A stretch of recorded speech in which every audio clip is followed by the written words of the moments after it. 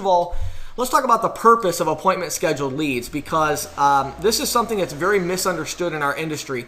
There are a lot of companies out there that are offering appointment scheduled leads as part of their agent program. And if you're getting appointment scheduled leads as part of your agent program, you are almost certainly getting a terrible deal because the processing company takes on a lot of risk by offering appointment scheduled leads. And I've actually thought about doing it myself a few times, but every time I do it, the problem I come down to is that in order for me to accept that risk, because I don't know how much the agent can sell, I have to take so much of the upfront commission that it really doesn't make sense. And I've tried to build my team and my resources for top agents. And so for a top agent, there's no reason that you should have to give up so much money in order to get appointment scheduled leads. Many of you that are on this webinar today, you might be with a processing company and they're taking half of your upfront compensation in order to offer you appointment scheduled leads. That is just a ripoff because for you, if you know how to sell, then you don't need that. You can pay for your own leads and make a lot more money. So we're going to talk about that today, but first of all, let's understand the purpose of appointment scheduled leads. The number one purpose of appointment scheduled leads is to get you going each day. It's as simple as that, okay? Appointment scheduled leads are designed to get you out into the field. If you have not yet learned that you can't trust yourself, then you have a lot of work left to do in this industry and in your career and with your business. We all have tough days. We all have tough weeks. We all have times where we don't want to get out of bed in the morning. We don't want to go out and run the leads that we have. We don't want to go visit business owners. And so appointment scheduled leads, the main thing that they do is if you have a couple leads every day, even one, that's going to get you out in the field. And the odds are once you get out in the field, you're going to get going. Now, again, a lot of processors will not tell you that. They say that, they don't talk about that as the purpose. And that's because they feel like it's offensive, like they're saying the agents are lazy. I'm not saying that agents are lazy any more than I'm lazy. There are days when I don't want to go to work, but I have to go to work because I have appointments scheduled, okay? That's how you continue to grow your business. Don't get to the point where you feel like, well, I don't need appointment scheduled leads because I'm just, Superman and I'm going to get out there every day and do my work. No, you're not. There's going to be days where you need appointment scheduled leads in order to get you out in the field, and that's the number one purpose of telemarketed leads. Next, it gets you in front of more business owners. If you do telemarketed leads correctly, the way I'm going to talk about today, it's going to get you in front of a lot more business owners. I've had times where I've spent an hour or two in the field and never had a good meeting with a business owner. That's really demotivating. Appointment scheduled leads are going to get you in front of more business owners. That's another purpose of appointment scheduled leads. Next, they start you off at a higher sales stage. Rather than starting with the goal of meeting the owner, you go right into the stage of obtaining a statement. That's another purpose of appointment scheduled leads. And you want to make sure that the way that the appointment scheduled leads are put together, the way that they're pitched, everything about them should help you to meet more business owners so that you can obtain more statements. And they should segue right into obtaining a statement. Lastly, they build your database of information. I'm going to talk more about this in a minute, but if you do this right, then it's going to help you to build your database of information. So building your database of information, and that's really important. Now next, properly define a lead. Now this is where there's a lot of confusion.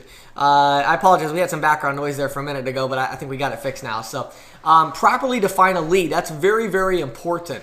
Are you a sales professional or an order taker? My wife and I were in a furniture store a couple days ago getting some furniture for a new house. And it was a consignment shop furniture store. It was really cool. And I went up there and I talked to the lady at the counter. And of course, as usual, I asked, who are you using for your credit card processing? And she said, well, I'm not really sure. And the owner was there. I didn't know who the owner was. And he kind of leaned over and he said, don't even talk to me about that. And he obviously had some bad experiences. Now, do you think I just didn't talk to him about that? Of course I talked to him about that, all right? I talked to him, and after about, 5 minutes, my wife's kind of pulling on my arm, like, okay, time to go. And, after that, she said, I think you're going to sell that guy, and I said, I guarantee you I'm going to sell that guy. Now, why? Because I'm not an order taker, okay? Do you know how to sell people, or do you only know how to take orders? It seems like so many sales agents out there today They're really not sales agents at all. They're just marketers. And that's really important. I love leads and I love marketing, but you also have to know how to sell people. And so, are you just an order taker, or do you actually know how to sell somebody?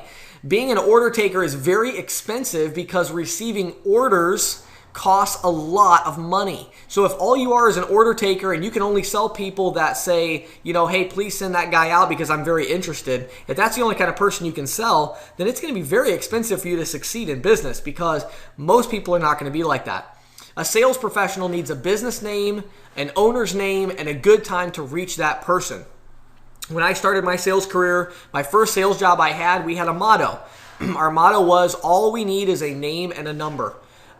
And of course, we were telemarketing at that time, but we said all we need is a name and a number. That's all we need, and we can make a sale. I really think we have to get back to the basics of that, actually knowing how to sell. And, it's interesting, and I'm very much into search engine optimization. I'm very much into social media and marketing. I'm very much into all those things.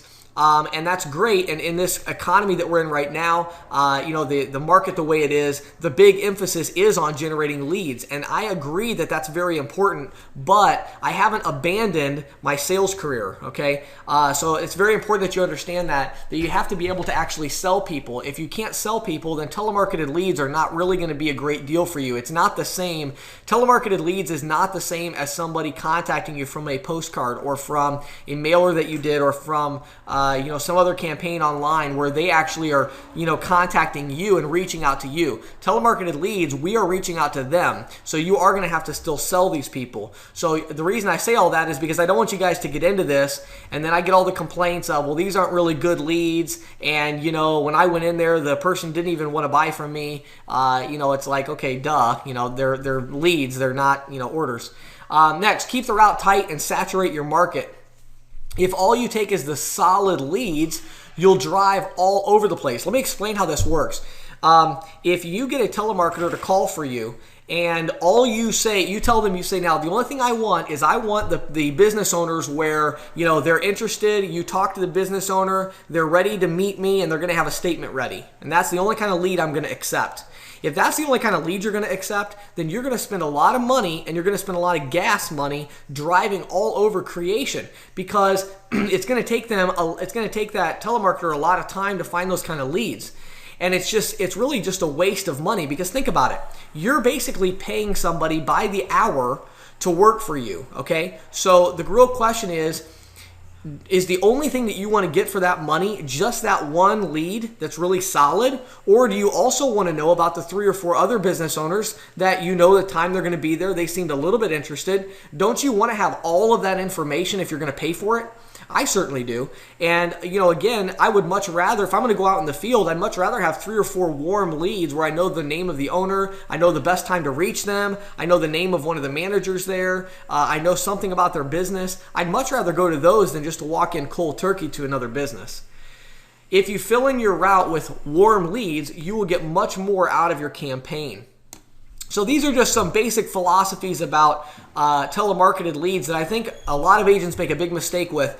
They have these appointment scheduled leads, and boy, they want them to be so solid that they just walk in and make the sale. And that's a huge mistake, because again, it's a waste of money, because you can get those leads, but you can also get a lot of warm leads in addition to that. And also because if all you take is the really good leads, you're going to waste a lot of gas money and a lot of time driving all over the place to get to those. Okay, now let's get into some specifics, all right? So let's say that you hire a telemarketer. Now, it might be the telemarketer that I recommend, or you might have your own telemarketer. I have a whole blog article written about bringing on a telemarketer, like, you can have a family member or a friend do some calling for you, or another telemarketing company. But you want to make sure that you explain to them that they need to be flexible in their scheduling. If you get someone that wants to meet you now, go meet them. So when you need your schedule to be flexible. If my telemarketer knows that if they have somebody that says, you know what, I'm actually here right now, if they want to come visit me, I have my statement here and I'm ready, I'd like to see them today. Okay, I have them call me right away, and unless I'm at a family function, closing another deal, or I'm at a hard scheduled appointment, I will go meet that person. If they want to meet me now, then I want to meet them now. So I want to be very flexible. Now, how do you accomplish that kind of flexibility in your schedule? Well, you want to tell your appointment scheduler to schedule your appointments in daily blocks. I use 2 different blocks of time. I tell my scheduler to schedule my appointments between 9 and 11 a.m. or 1 to 3 p.m. The way that they pitch that is they say, hey, Bob, James will be out there on Thursday morning, or James will be there on Friday afternoon. And when they say it like that, that gives me a lot of flexibility. So I can get there early in the morning, or I can get there maybe even towards 10:30, 11. That's still morning. And the odds are most small business owners don't have set scheduled appointments anyway. They're normally either there in the morning or the afternoon. They have more of a flexible schedule as well. So try to stay away from the, I'll be here at 10 o'clock on Thursday morning.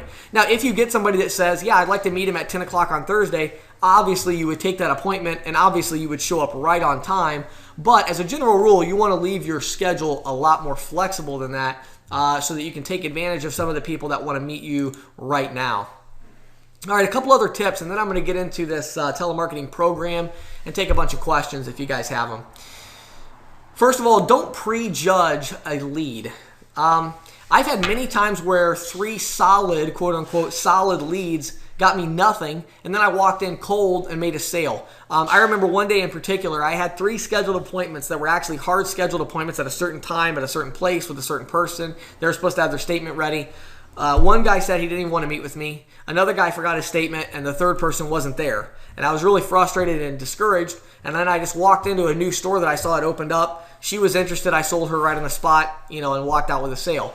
And, it happens like that a lot. So don't prejudge a lead. When you get a lead, I tell my appointment scheduler, I don't really want a lot of information about that lead, really. Definitely I don't want any negative information. So I tell them, don't even give me information like they said you can come by, but they're not sure they're going to be interested. I don't want to know that. Don't prejudge a lead. If you're a real salesperson, then you can sell somebody. So don't prejudge a lead.